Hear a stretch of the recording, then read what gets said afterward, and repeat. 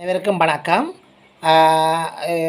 அனுரகுமார திசாநாயக்க பதவியேற்று அண்ணளவாக ஒரு கிழமை செல்கின்றது. ஏறக்குறைய 7 நாட்கள் ஆகின்றன. பல்வேறு மாற்றங்களை கொண்டு வந்திருக்கின்றார். உலக மக்கள் எல்லோரும், இலங்கை மக்கள் உட்பட உலகத்தில் வாழ்கின்ற சகல மக்களும் மிகுந்த மகிழ்ச்சியில் இருக்கின்றார்கள். அவருடைய தேர்தல் விஞ்ஞாபனத்தில் பல்வேறு கருத்துக்களை முன்வைத்திருக்கின்றார். அதில் ஒன்றுதான் ஊழல்வாதிகளுக்கு எதிரான நடவடிக்கை. அதாவது அரச சொத்துக்களை தவறான முறையில் துஷ்பிரயோகம் செய்கின்றவர்களுக்கு எதிராக மேற்கொள்ளப்படுகின்ற நடவடிக்கை. அதில் ஒரு கட்டமாக அவர்களிடமிருந்து அவர்கள் பயன்படுத்தப்படுகின்ற வாகனங்கள் பறிமுதல் செய்யப்படுகின்றன. அதாவது இலங்கை அரசாங்கத்தின் முன்னைய அரசாங்கங்களின் ஜனாதிபதிமார்களால், அமைச்சர்களால், பிரதமர்களால், அவர்கள் அந்த அமைச்சர், ஜனாதிபதி, பிரதமர்களுக்கு கீழ் உள்ள செயலாளர்களால், அவர்களுக்கு கீழ் உள்ள சில அரச உத்தியோகத்தர்களால் அரசாங்க சொத்துக்கள் பல கோடிக்கணக்கில் துஷ்பிரயோகங்கள் செய்யப்பட்டு வருகின்றது. அனைவரும் அறிந்த விடயங்கள்.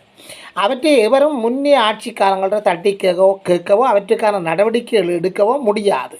ஏனென்று சொன்னால் செய்பவர்களே அவர்கள். அப்போ அதற்கான நடவடிக்கைகளை அவர்கள் செய்ய மாட்டார்கள்.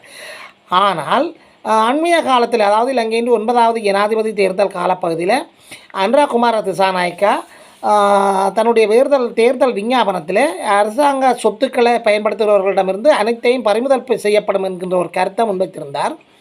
அதன் அடிப்படையில் பல நூற்றுக்கணக்கான வாகனங்கள் இப்பொழுது காலி முகத்திடலில் ஜனாதிபதி மாளிகையை சுற்றி குவிக்கப்பட்டு கொண்டிருக்கின்றன.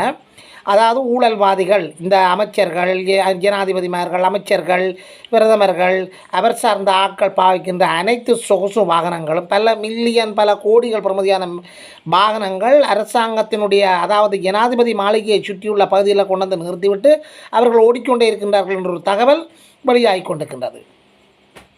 இந்த அடிப்படையில் அவர்கள் கொண்டு வந்து விட்ட வாகனத்துக்கு மேலதிகமாக ஏறக்குறைய நூற்றுக்கணக்கான வாகனங்கள் விட்டிருக்கிறார்கள். 5000க்கும் மேற்பட்ட வாகனங்கள் இவ்வாறு துஷ்பிரயோகத்துக்கு உட்பட்டு, அதாவது அரசு அதிகாரிகளாலும், அமைச்சர்களாலும், பாராளுமன்ற உறுப்பினர்களாலும் பயன்படுத்தப்படுகின்ற தகவல்களை தற்பொழுது அனுரகுமார திசாநாயக்காவுடைய அரசாங்கம் சேகரித்து கொண்டிருக்கின்றது. அப்போ 5000க்கும் மேற்பட்ட வாகனங்கள் தற்பொழுது இவ்வாறு பாவனையில் இருக்கிறது. இந்த வாகனங்களுக்கான மீள்திருத்தம், அதாவது சர்வீஸ் என்று சொல்கிற சேவைகள் மற்றும் பெட்ரோல், அந்த வாகனத்துக்கான எரிபொருள்கள் வழங்குவது அனைத்தும் இதுவரையும் அரசாங்க செலவில் தான் செய்யப்பட்டு கொண்டு வருகிறதாக கூறப்படுகிறது. இதன் காரணமாகத்தான் எமது தேசம், எமது இலங்கை பங்குரோத்து நிலையடைந்து, பொருளாதார நிலையில் வீழ்ச்சியடைந்து, மக்கள் போராட்டங்களாக கடந்த சில ஆண்டுகளுக்கு முன்னர் வெடித்து, அந்த மக்கள் போராட்டங்கள் வெடிக்கப்பட்டு ஜனாதிபதிமார் துரத்தப்பட்டனர், அமைச்சர்மார்கள் வீட்டுக்கு அனுப்பப்பட்டது, அறகலைய போராட்டம் என்கின்ற ஒரு பெரிய ஒரு போராட்டம் காலிமுகத்துடலில் ஆரம்பித்திருந்தது. அனைவரும் அறிந்த விடயங்கள். தற்போது அரசு திணைக்களங்களில் 4000 வாகனங்கள் மாயம். அந்த 4000 வாகனங்களையும் காணவில்லை என்ற ஒரு செய்தி கிடைத்திருக்கின்றது. அதாவது அரசு திணைக்களங்களுக்கு வழங்கப்பட்ட 4000க்கும் மேற்பட்ட சொகுசு வாகனங்கள் காணாமல் போயுள்ளதாக தெரிவிக்கப்படுகிறது. அரசு திணைக்களங்களுக்கு வழங்கப்பட்டுள்ள வாகனங்கள் தொடர்பில் மேற்கொள்ளப்பட்ட கணக்கறிக்கையின் அடிப்படையில் இந்த தகவல்கள் தெரிவிக்கப்பட்டுள்ளன. அரச கணக்காய்வு நாயகம் WPC விக்ரமரத்னா இது தொடர்பில் ஊடகங்களுக்கு தெரிவித்திருப்பதாவது, தற்போது மேற்கொள்ளப்பட்ட கணக்காய்வில் காணாமல் போயுள்ளதாக அவதானிக்கப்பட்டுள்ள 4000க்கும் மேற்பட்ட வாகனங்கள் தொடர்பான விடயங்கள் நாடாளுமன்றத்துக்கு தெரியப்படுத்தப்படும். தொடர்ச்சியாக விசாரணைகள் மேற்கொள்ளப்பட்டு வருகின்றன. அந்த விசாரணைகளுடைய அடிப்படையில் இந்த வாகனங்கள் எந்தெந்த திணைக்களங்களுக்கு ஒப்படைக்கப்பட்டன, அவற்றை பயன்படுத்தியது யார் என்ற தகவல் வெளிப்படுத்தப்படும் என்று அவர் கூறியிருக்கின்றார். உண்மையிலே இது ஒரு மகிழ்ச்சியான தகவல். அதாவது இப்போது இந்த அதாவது அனுரகுமார திசாநாயக்கா பதவியேற்று அவர் விடுத்த கருத்துக்களுக்கு அமைய தற்பொழுது வாகனங்கள் கொண்டு வந்து நிறுத்திவிட்டு செல்கின்றார்கள். ஆனால் அந்த வாகனங்களை வைத்திருக்கிறவர்கள் பலர், அதாவது 3இல் 2 பகுதியினர் அதை இன்னும் கொண்டு வந்து விடவில்லை. அந்த வாகனங்கள் எங்கே போயின, அவற்றுக்கான நடவடிக்கைகள் என்ன என்பது இன்னும் சில காலம் பொறுத்திருந்து பார்க்கின்ற போது தான் தெரிய வரும். இதைவிட அனுரகுமார திசாநாயக்காவுக்கு வெளிநாட்டில் இருக்கின்றவர்கள் தங்களுடைய ஒரு மாத சம்பளத்தை தருவதாகவும் இலங்கையினுடைய கடனை அடைப்பதற்கு அது போதுமானதாக இருக்கும் என்று சொல்லியும் ஒரு பிந்திய செய்தி ஒன்று கிடைத்திருக்கிறது. உண்மையில் இவ்வாறு இலங்கையில் இதுவரை ஆட்சி செய்த எந்த ஒரு தலைவர்களுக்கும் எந்த ஒரு வெளிநாட்டில் இருக்கின்ற மகனும் கொடுக்கவில்லை. அதாவது தங்களுடைய ஒரு மாத சம்பளம் என்கின்ற போது அது பல லட்சங்களை தாண்டும். அதாவது வெளிநாடுகள் கனடா, சுவிஸ், ஜெர்மன், இத்தாலி, சிறிய நாடுகள், அவ்வாறு பெரிய நாடுகள் இருக்கின்ற அனைத்து மக்களும் தற்சமயம் இதற்கான நடவடிக்கைகளை மேற்கொண்டு வருவதாகவும் இது சம்பந்தமாக குமார திசாநாயக்காவுக்கு தெரியப்படுத்தி இருக்கிறதாகவும் ஒரு உறுதிப்படுத்தப்படாத தகவல் ஒன்று கிடைத்திருக்கின்றது.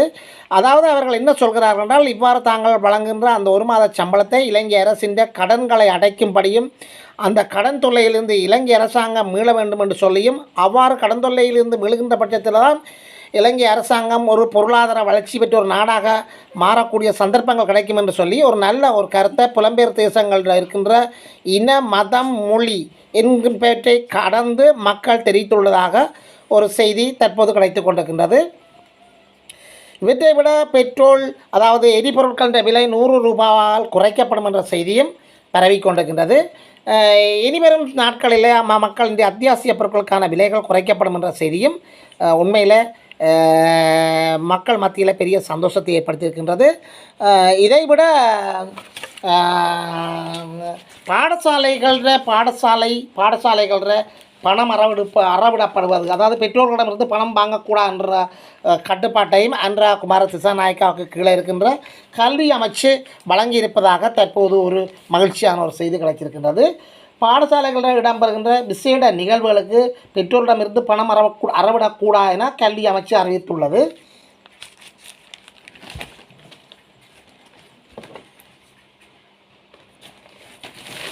இது சம்பந்தமான தகவல்களை நாங்கள் பார்க்கின்ற போது அனைத்து மாகாணங்களிலும் கல்வி செயலாளர்கள், வலயக்கல்வி அதிகாரிகள், பாடசாலை அதிபர்கள், ஆசிரியர்கள் உள்ளிட்ட தரப்பினருக்கு இந்த அறிவுறுத்தல் கடுமையாக விடப்பட்டுள்ளதாக கூறப்படுகிறது. கடந்த ஆட்சி காலத்தில் இவ்வாறு பாடசாலைகளிலிருந்து பெற்றோர்களிடமிருந்து பெருமளவு பணங்கள் அறவிடப்படுவதும் அந்த பெற்றோர்கள் பெரும் சிரமத்துக்கு உள்ளாக்கப்படுவதும் சிறுவர்கள் மனநிலை பாதிக்கப்படுவதும் இதன் காரணமாக குடும்பங்களுக்கு இடையில் பிரச்சனைகள் ஏற்படுவதும் அண்மைய ஆட்சி காலங்களில் அவர்களுக்கு ஆட்சியாளருக்கு தெரியப்படுத்திய போதும் அவை பேச்சளவில் இருந்ததே தவிர நடைமுறையில் இருக்கவில்லை. முன்னே ஆட்சி காலங்களிலும் பாடசாலைகளிலிருந்து பெற்றோர்களிடம் பணம் பறிக்கக்கூடாது என்ற பணம் அறவிடக்கூடாது என்கின்ற ஒரு கட்டுப்பாடுகள் இருந்தன. ஆனால் அவை முறையாக பின்பற்றப்படவில்லை. ஆனால் அனுரகுமார பதவியேற்று ஒரு கிழமையிலுள் அனுரகுமார திசாநாயக்காவுடைய கல்வி அமைச்சில் இருந்து இந்த கண்டிப்பான உத்தரவு அனைத்து மாகாணங்களிலும் உள்ள கல்வி செயலாளர்கள் மற்றும் வலய கல்வி அதிகாரிகள், பாடசாலை அதிபர்கள், ஆசிரியர்களுக்கு விடப்பட்டிருக்கிறது. பாடசாலைகளிடம் இடம்பெறும் சிறுவர் தினம், ஆசிரியர் தினம் போன்ற விசேட நிகழ்வுகளுக்காக பெற்றோரிடமிருந்து பணம் அறவிடப்படுவது தொடர்பாக கல்வி அமைச்சருக்கு முறைப்பாடு கிடைக்க பெறுவதால் குறித்து அறிவுறுத்தல் விடுக்கப்பட்டுள்ளதாக அந்த தகவல் தெரிவிக்கின்றது.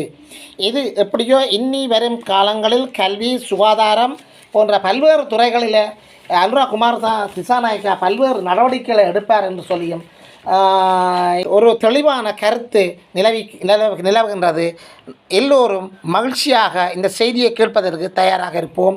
அனுரகுமார திசாநாயக்காவுடைய இந்த இப்படியான அதிரடி நடவடிக்கைகளை இனிவரும் நாட்களில் நாங்கள் ஒவ்வொரு துறை ரீதியாகவும் காணக்கூடியதாக இருக்கும்.